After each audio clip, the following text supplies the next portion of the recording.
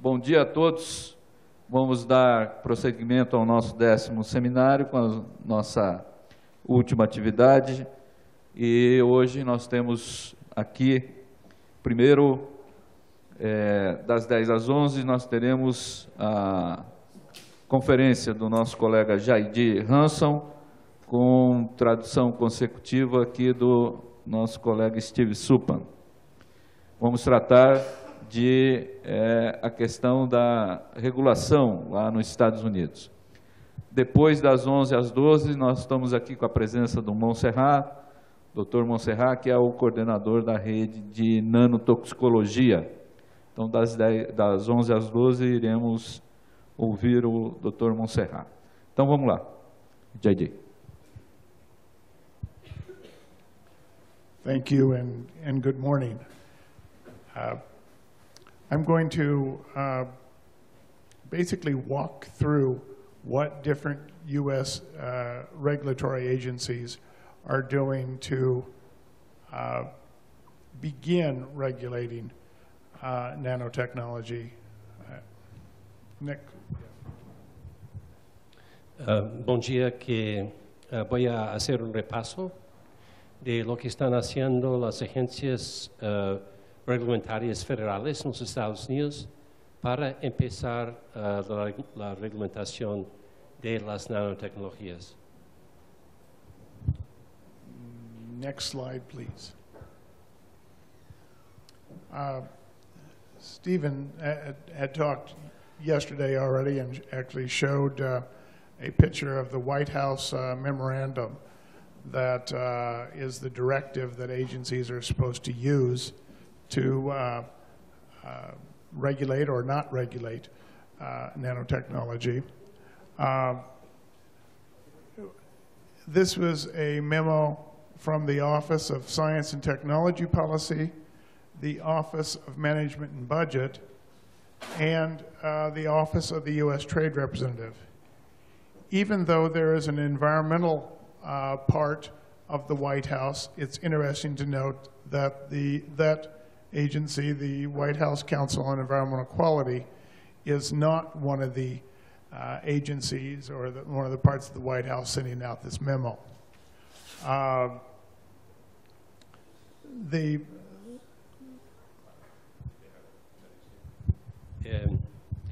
Este memo de la Casa Blanca es un memorándum emitido por 3 agencias de la Casa Blanca, la Oficina de Ciencia y Tecnología, de Gestión y Presupuesto, y también del representante del comercio.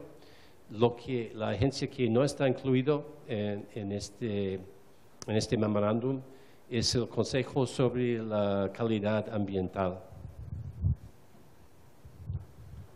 Oversimplifying greatly, basically the memo tells agencies they should not regulate very much because it might interfere with profit of companies and the ability for the U.S. to trade in nanotechnologies. Para sobresimplificar el contenido del memorando, que ello avisa a los administradores de las agencias federales que ellos no deben reglamentar demasiado estrictamente las nanotecnologías para no perjudicar los intereses comerciales de las empresas ni impedir el comercio internacional en productos de nanotecnología. Next slide.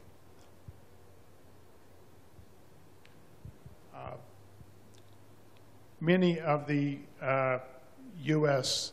regulatory agencies the same day issued their umbrella guidances. The Food and Drug Administration issued its, and I think one of the more interesting things about the Food and Drug Administration policy is if you go down to point number 2, they are saying that they want to regulate an engineered material or an end product that exhibits products or phenomena, including physical and chemical properties or biological effects that are attributable to its dimensions, even if these dimensions fall out of the 100 nanometer nanoscale range. They want to regulate it up to 1,000 nanometers or 1 micrometer. El mismo día que se emitió este memorándum del Casablanca, y esto es mi interpretación, que no era una coincidencia, que la Agencia para Reglamentar los Medicamentos y las Drogas emitió un esbozo directriz en el cual está exponiendo su pensamiento sobre cómo reglamentar las nanotecnologías y pide consejos de las organizaciones. Muy interesante es el segundo criterio, puesto que se interesa en saber si las nanomaterias muestran propiedades o bien físicos, químicos o biológicos que se relacionan a las dimensiones más allá de 100 nanómetros, llegando a un micrómetro, o sea, 1000 nanómetros. What this Food and Drug Administration guidance did is actually expand a guidance that they had issued just on drugs 2 years earlier, saying that they wanted to see everything smaller than 1,000 nanometers to everything they regulate. Efectivamente, lo que hizo este memorando era ampliar los consejos pedidos de su reglamentación o pre-reglamentación de medicamentos a todos los productos bajo de la autoridad de esta agencia, incluyendo alimentos. Actually, I might mention what the Food and Drug Administration regulates. The Food and Drug Administration regulates drugs, food, including food contact substances, food colorants. It regulates cosmetics, including cosmetics that make health claims, so that sunscreens that make health claims are regulated separately. It now regulates tobacco, and it regulates dietary supplements that aren't drugs. Se debe agregar la gama de productos, gama muy amplia de productos, bajo de la autoridad de esa agencia, que va más allá que alimentos y medicamentos, para incluir cosméticos, incluyendo la protección solar, y todos los productos que pretenden hacer o que hacen declaraciones según los efectos saludables de sus productos. ¿Qué más? Sí. Y ¿cómo se llama? Hay los suplementos dietarios como vitaminas y otras sustancias que siguen siendo sin reglamentación, pero en las cuales están incorporados nanomaterias para encapsular dichos suplementos. Next slide, please.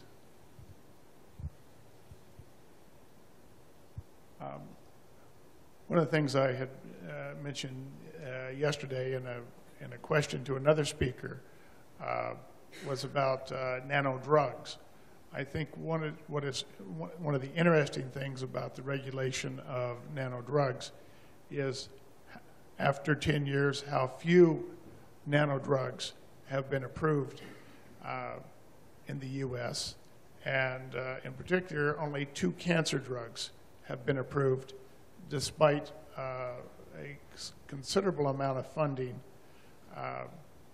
for cancer research and using nanoscale materials.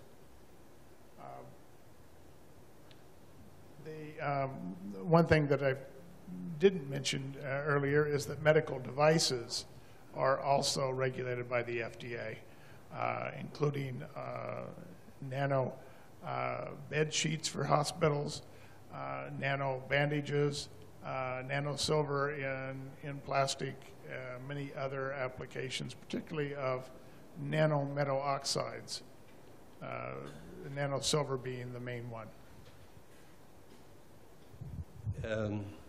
Bueno, es de notar que a pesar del hecho de que hay 40 drogas con nanomaterias que han entrado en el comercio, que ha pasado por una revista formal de la agencia, solo 2 medicamentos aprobados para luchar en contra del cáncer hasta octubre del año presente. Además, la agencia tiene bajo de su autoridad, ¿cómo decía esto? Sería materias, no medicamentos que se emplean en los hospitales, que incorporan sobre todo la nanoplata, como bandejas, como los tubos plásticos que se emplean para introducir medicamentos, y también hasta las cubiertas de camas en los hospitales que están impregnados con el nanoplata. Next slide, please.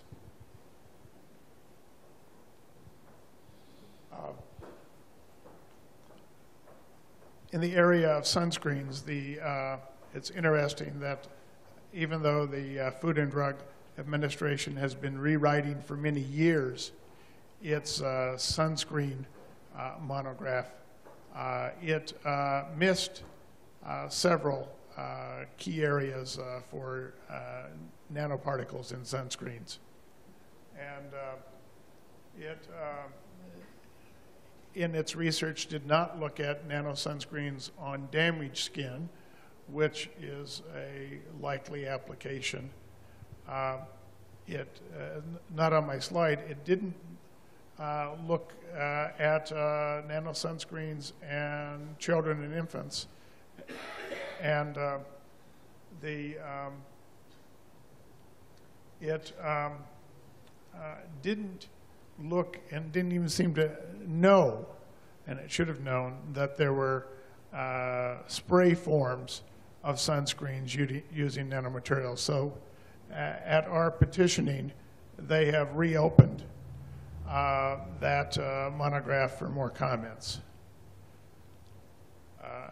I would say that one of the reasons we're quite concerned about nanotitanium dioxide is that it's one of the areas where we have early toxicology data suggesting that ingestion, which is something that infants lick their mothers, they lick their own skin, so they're very likely to ingest sunscreens, even though they're not intended for use that way.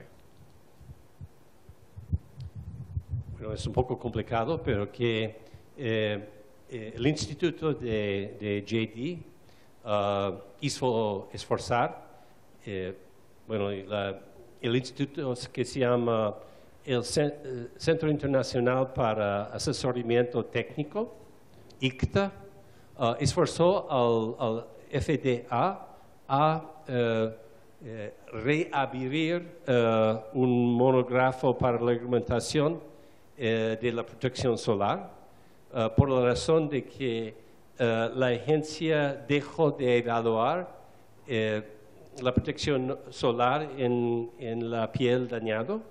No hizo ningún estudio de los efectos de la protección solar, la protección solar a los niños.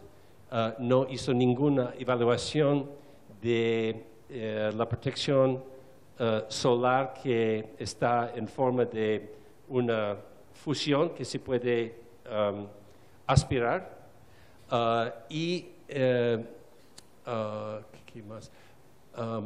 Y no hizo ninguna evaluación del hecho de que los niños y sobre todo los bebés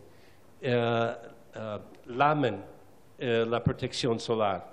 Y hay una gran cantidad, una cantidad de información sobre los efectos de inhalación y ingestión del nanotitanium dioxidio, porque esto es una sustancia probada en el laboratorio para causar lesiones carcinógenas.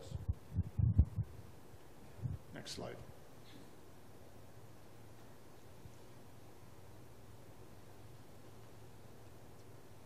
The USDA actually has done some earlier guidances around 2009, and for food additives in 2009, they said that they would start to look at size as one of the characteristics they looked at for new food additive chemicals. We had been concerned that they were using a process called generally regarded as safe to approve chemicals for food additives and colorants. And in our legal challenge to the agency, they agreed to quit using generally regarded as safe to approve nanomaterials. The problem is the guidance they issued after over a year, almost going on 2 years, is still a draft guidance that they have not finalized. Guidances don't have the force of law, but they indicate how an agency will make decisions.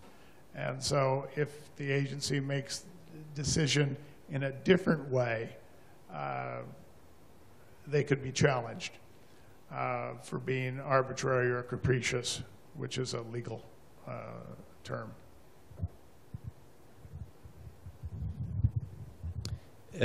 Bueno, en cuanto al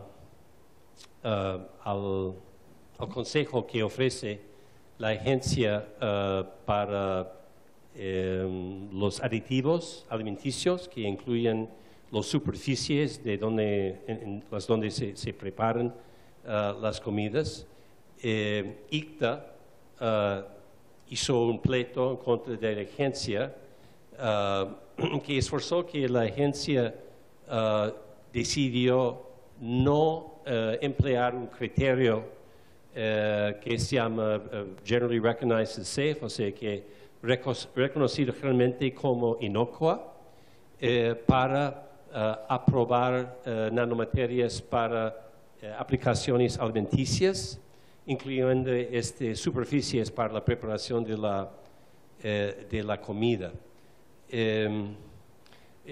Es de notar que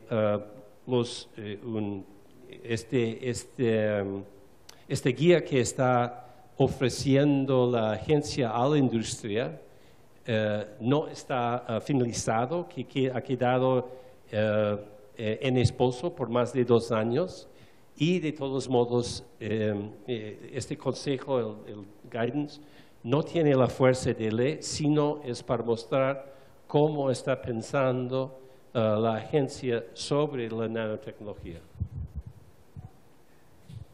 Next, please.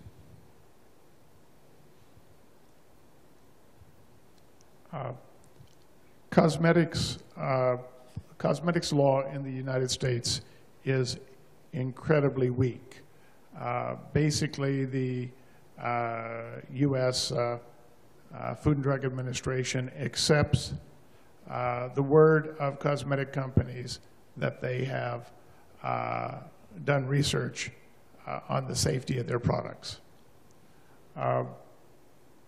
We have been working to get new legislation that would give the Food and Drug Administration more authority to take unsafe cosmetics off the market, to more rigorously review the research used to approve cosmetics. And that includes nanomaterials in cosmetics. Ironically, it tends to be the more expensive cosmetics that currently contain nanomaterials, not the less expensive ones. En los Estados Unidos, los cosméticos se rigen según una ley sumamente débil de 1938 y efectivamente la agencia cree cualquier pretensión hecha por la industria sin ninguna verificación independiente. Dado esta situación, ICTA está intentando de promover una ley nueva, un proyecto de ley que está antes del Congreso, y en un otro pleito esforzó a la agencia FDA para emitir un documento de consejos hacia los nanomaterias en cosméticos, y es una ironía de que las nanomaterias están incorporados en los cosméticos más caros y no los más baratos y de más uso. Just to make clear which cosmetics we're talking about, basically you're talking about foundations and creams and eyeshadow. The eyeshadows in particular use some chemicals that we don't see elsewhere because we're talking colors that nanoscale allow you to change colors in some ways that you can't. So there are actually chemicals used in cosmetics that we're not seeing in other products. Para clarificar el tipo de sustancia que está empleado en los cosméticos, se trata de lo que se pone directamente en la piel y alrededor de los ojos para cambiar el color de las cejas, por ejemplo, y mayormente las nanomaterias que están incorporadas en los cosméticos no parecen en otros productos, así que es otro reto para el asesoramiento de riesgos. Yeah, in fact, one of the more disturbing products is a Japanese skin cream that uses fullerenes to help scour your skin better. Es muy preocupante que uno de los productos se trata de una especie de limpiacaras con ¿cómo se llama? Un florins, ¿cómo se llama esto? Florinos. ¿Qué es una nanomateria de sumo riesgo, riesgos muy altos? Named for Buckminster Fuller, and you know, there's probably a standard. Go ahead, next slide. Nano in food is a what?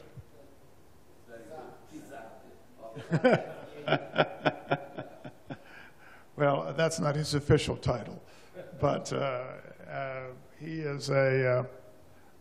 had promised that they would issue it, but they did not issue their new guidance, in fact, until they were sued by us for failing to respond to our legal petition. And the draft guidance on food doesn't cover dietary supplements at all. Which is one of the areas that there's many nano-encapsulated products.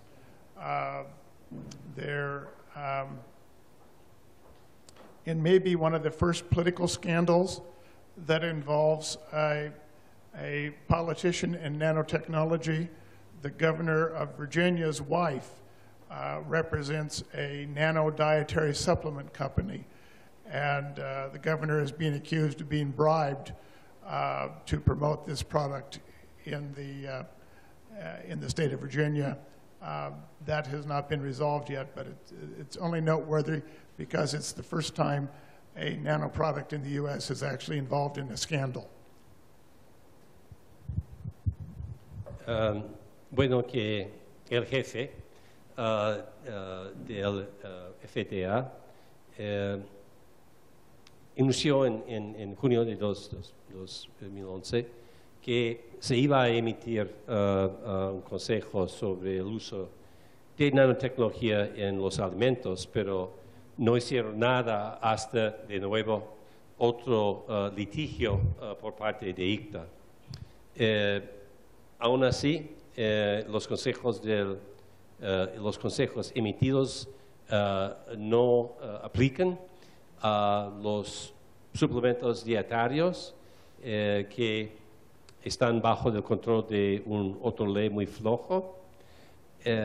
Y es de notar que los suplementos dietarios están envueltos en el primer escándalo en el cual está envuelto un político, eso es el gobernador del estado de Virginia, cuya esposo hace cabildeo para una industria de suplementos dietarios que emplean nanomaterias en la encapsulación de los suplementos.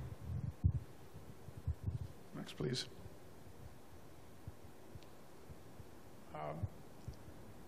This is a link if you would like to read our petition that we sued the FDA for not having responded to.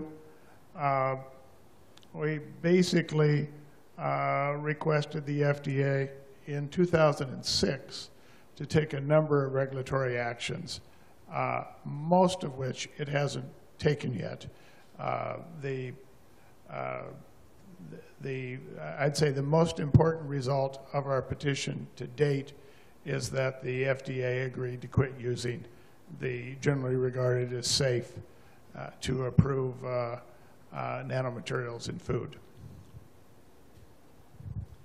ICTA hizo una petición formal a la Agencia Federal de Food and Drug Administration exigiendo algunas acciones reglamentarias en los productos bajo de la autoridad de la agencia y con pocas excepciones que no se hizo nada la agencia hasta y después del litigio, pero ahí está la petición y ahora que he olvidado. What was the last thing you said? Because I forgot. The very last sentence. Bueno, lo siento. Sí.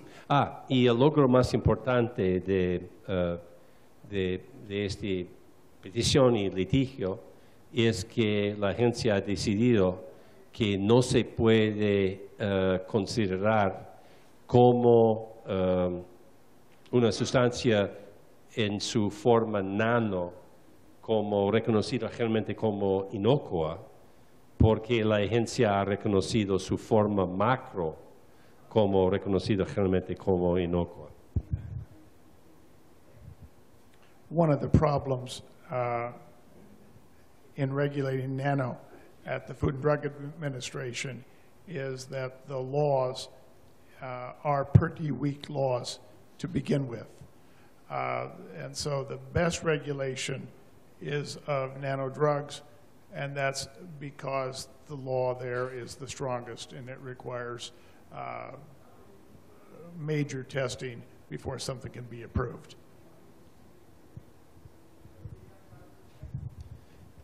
un problema fundamental en la reglamentación de las nanomaterias en productos es que la ley fundamental es muy débil, salvo en el caso de la ley que rige la reglamentación de las medicinas, porque este ley exige una revisión científica bastante fuerte de cualquier medicina, sin nanomaterias o no. Please. I think I've covered pretty much all of those. I've covered those points already. Go ahead. Next slide.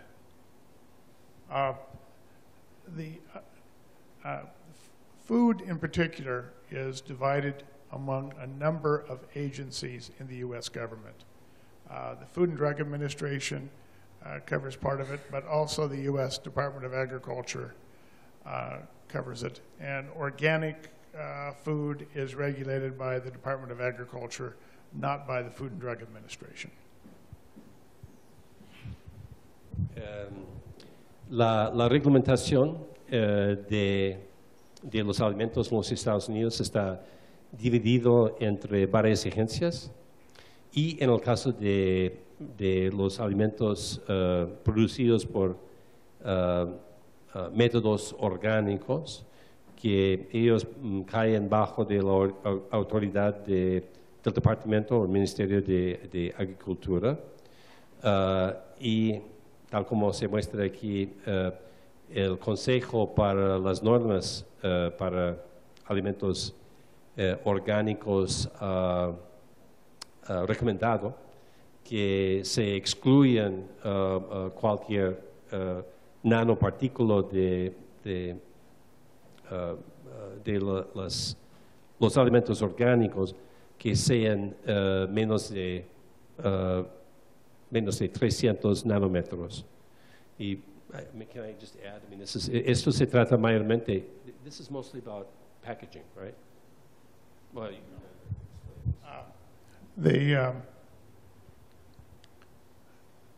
an advisory committee to the U.S. Department of Agriculture has recommended excluding nanomaterials smaller than 300 nanometers from organic food. Several other countries have already done this. The Soil Association that regulates organic food in the UK has excluded 200 nanometers, and the Canadian organics have excluded 100 nanometers. But because of opposition from big food companies in the U.S., the U.S. Department of Agriculture has not moved to exclude nanomaterials from organic food. So if you want nanomaterials in your organic food, you have to buy U.S. organic.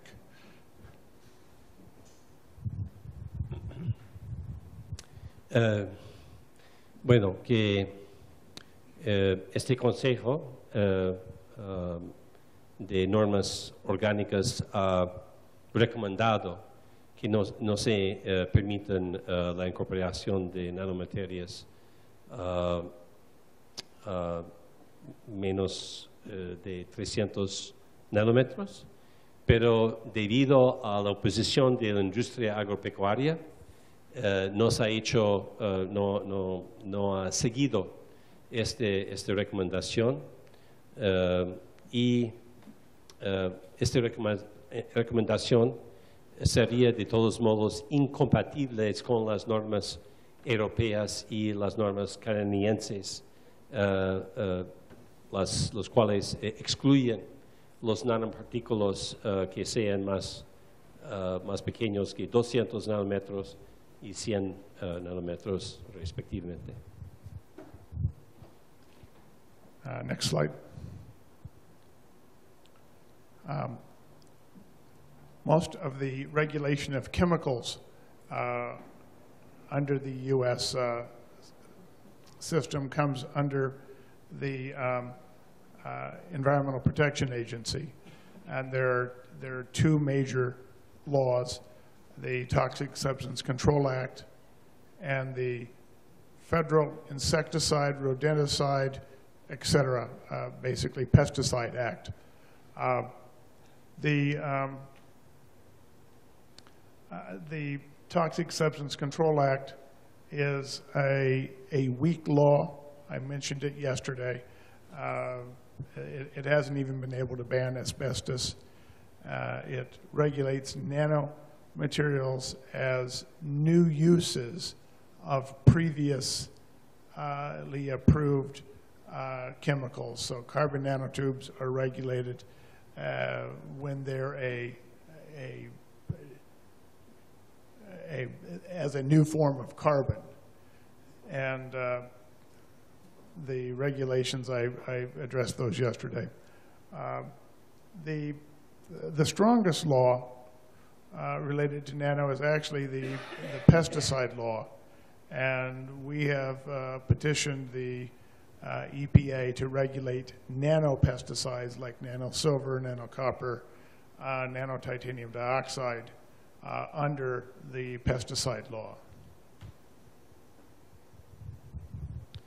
Bueno, la Agencia de Protección Ambiental rige las nanomaterias bajo de dos leyes.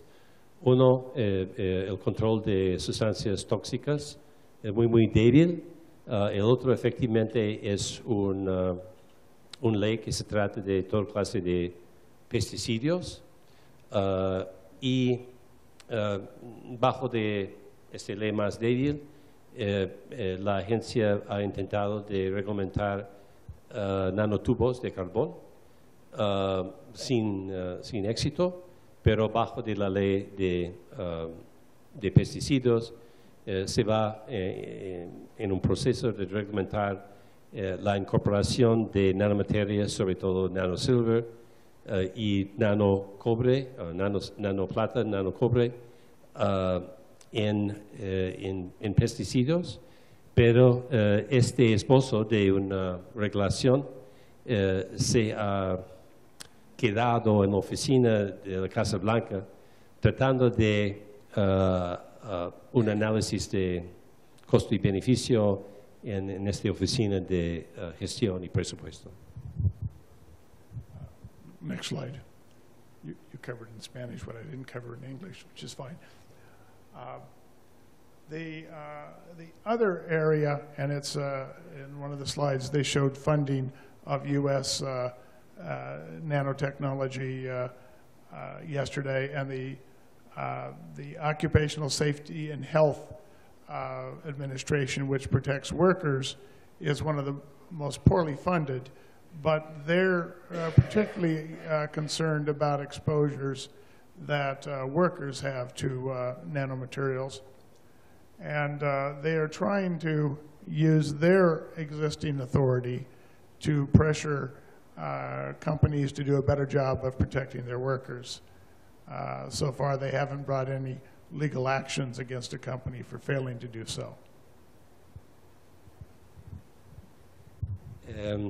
Entre las agencias menos financiadas, tal como se notó ayer, es la oficina que proteja la salud y seguridad de los obreros.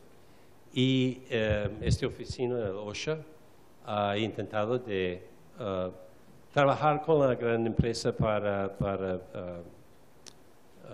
hacer guías para el uso inocuo de nanomaterias. Y después de años y años de demora en esta oficina del OMB, se ha aprobado por fin una reglamentación que se trata de sílica, que está relacionado a las nanomaterias, ya que hay formas de nanosílica. Did you talk about silica dust? Yeah. Okay, go ahead. That's fine.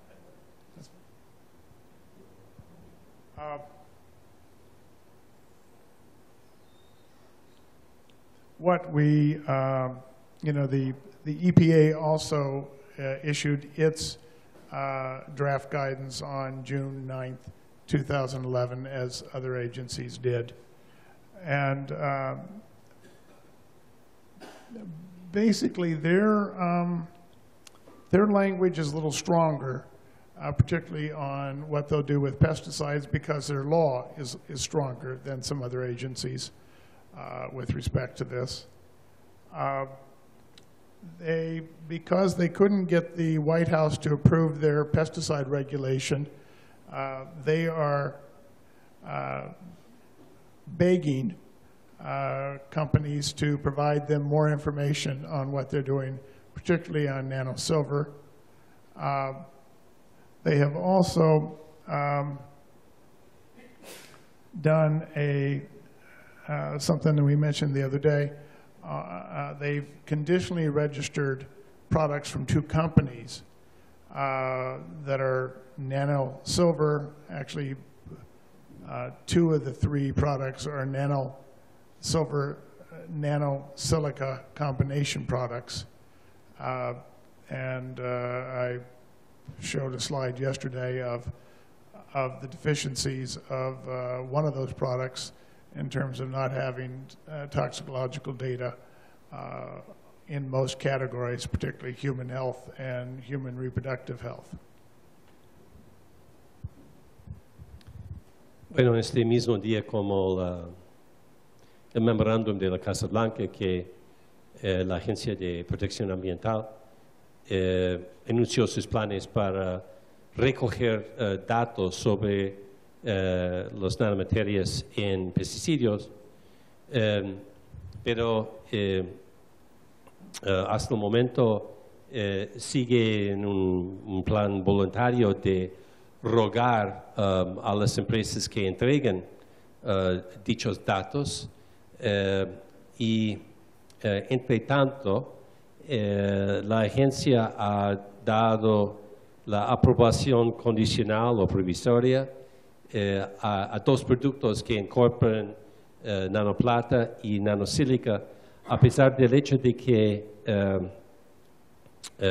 las empresas fabricantes no han mostrado los datos suficientes para asegurar su inocuidad. Y voy a agregar personalmente que hoy día la gran mayoría de las aprobaciones que se hacen de pesticidas por la agencia están hechos de esta forma provisoria que puede durar años y años y años con la comercialización sin datos completos.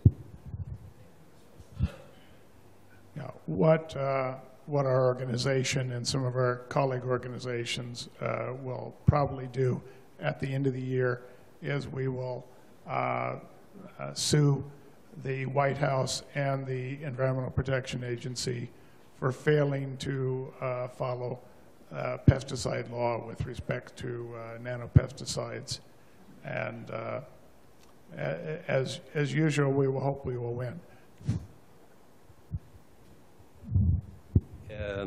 Dados los hechos antidichos, sobre todo en cuanto a la aprobación provisoria de estas nanomaterias, es probable que ICTA y otras organizaciones colegas que vamos a litigiar para esforzar que la agencia sigue la ley en vigor y a lo mejor ganemos el pleito.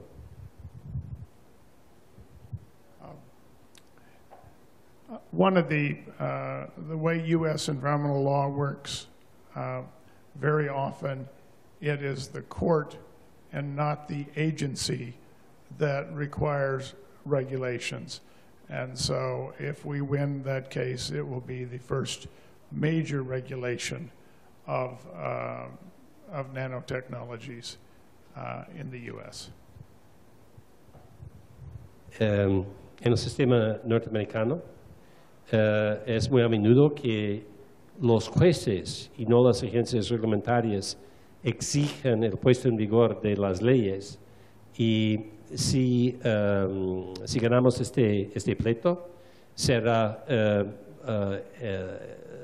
la primera reglamentación formal de nanomaterias en los Estados Unidos. I've got like 3 minutes left. This is my last slide, so Paulo, I'm right on time. What's needed?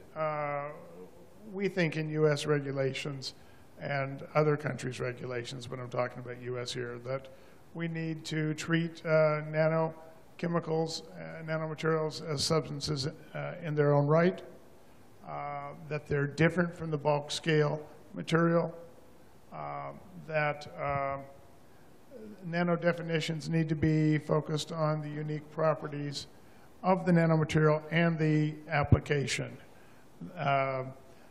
I teased Mike Rocco at the National Nanotechnology Initiative for having a faith-based policy that believes that you miraculously become nano at 100 meters, at 100 nanometers, and you're not nano before that.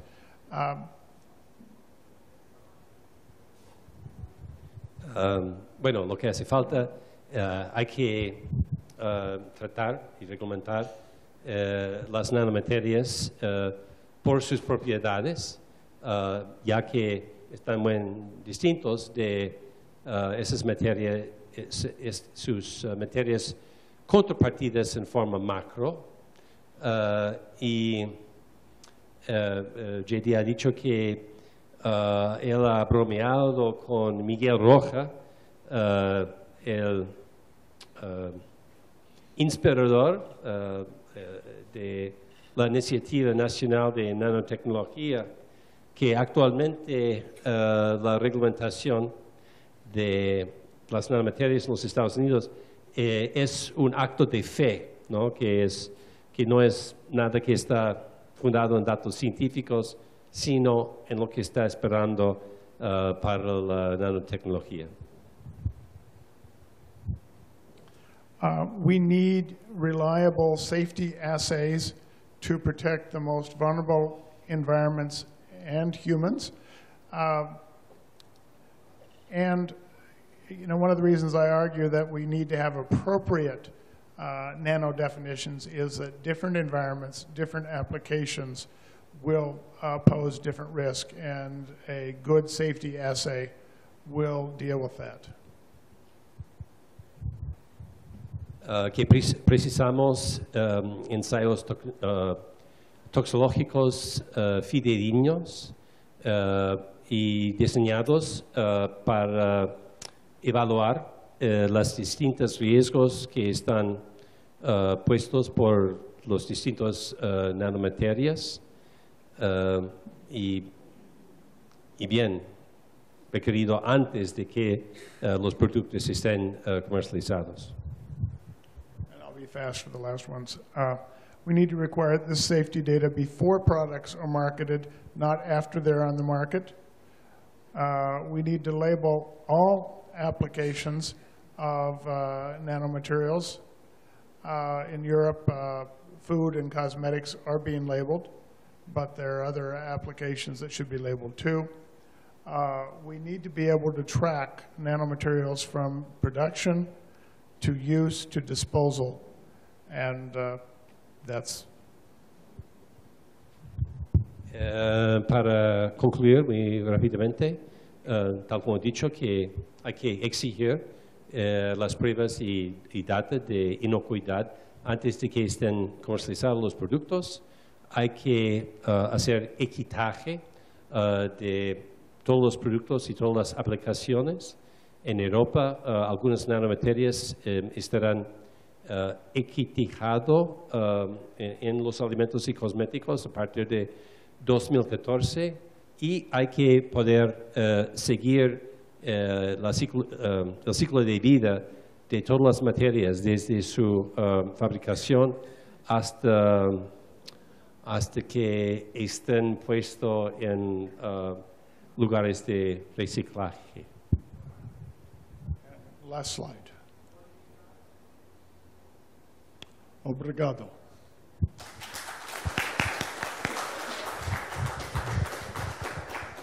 Thank you, Jaidi, for the conference. Thank you for Steve for the translation. And vamos ver se tem alguma pergunta.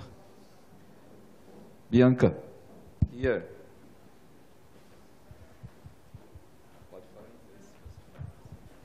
Não, falar em português mesmo. Vocês sempre vão pela rota da judicialização ou vocês tentam alguma coisa antes? In English now. You always go to sue them, or you try to, like in the committees or any other ways that they have, you know, public control on these issues? Because you showed many, you know, process of suit and everything, but I want to know if you have other ways. Yes, we go to lots of meetings. We testify at those meetings. We meet. We set up meetings of our coalitions with the agencies. We meet privately with the staff. Then we noticed that a year after we meet with staff, they're now working for a chemical company against what we met with them about. But we also work with companies that are trying to work on this. And one of the company representatives tells me that I always argue for 300 nanometers, and he says I should argue for 500 nanometers, and he represents companies. So we don't sue first. We have a citizen right to petition government in the U.S. that we use in many different ways, including a formal legal petition. And we only sue when they don't answer our formal legal petition.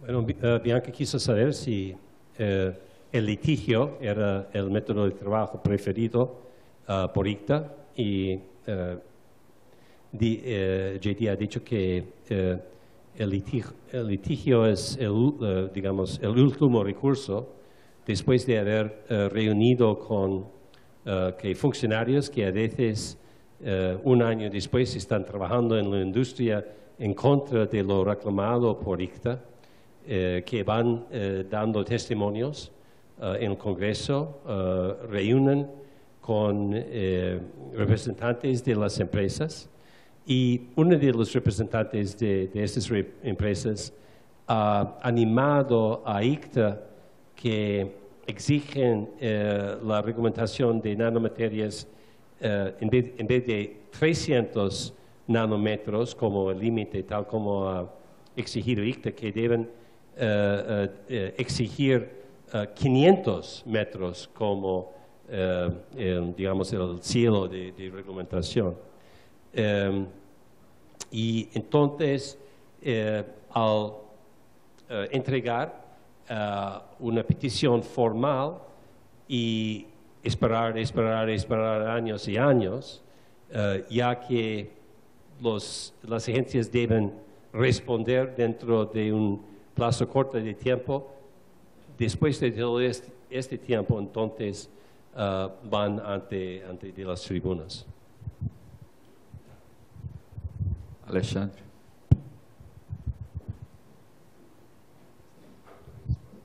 Eu queria perguntar para o Jaidi se, na opinião pessoal, your opinion, personal opinion, e não institutional opinion, se o governo norte-americano não estaria sendo displicente com a população ao tratar muito assim por cima essas questões importantes das nanopartículas, da toxicidade e tudo mais. You understand? I think it is, yeah? Summarize, yeah, okay. If your personal opinion, what is the action of the government, American government? So it's an action very little to put the laws and this improve, this make increase this kind of actions of the companies.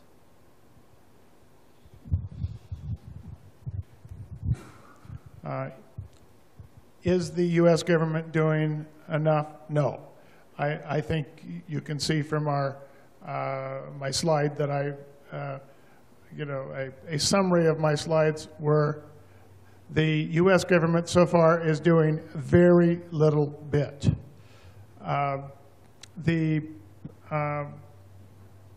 Though I think it has taken some steps moving in the right direction. I think I know that the scientists at the FDA are very concerned about nanometal oxides.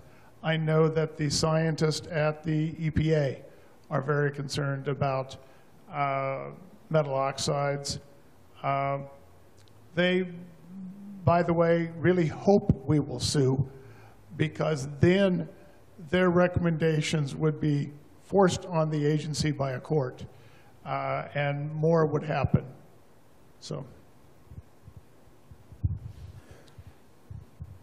De veras que el gobierno norteamericano ha hecho muy poco para reglamentar las nanomaterias y las nanotecnologías. Y JD conoce a científicos dentro de la Agencia de Protección Ambiental y Protección de Administración de Medicamentos y Alimentos que ha pedido litigios porque los científicos están muy preocupados, sobre todo por el uso de oxidios metales en forma de nano, y que ellos quieren que una tribuna exige a la agencia que empiece un proceso reglamentario formal. Okay, thank you. Thank you, Jaidi. Thank you, Steve.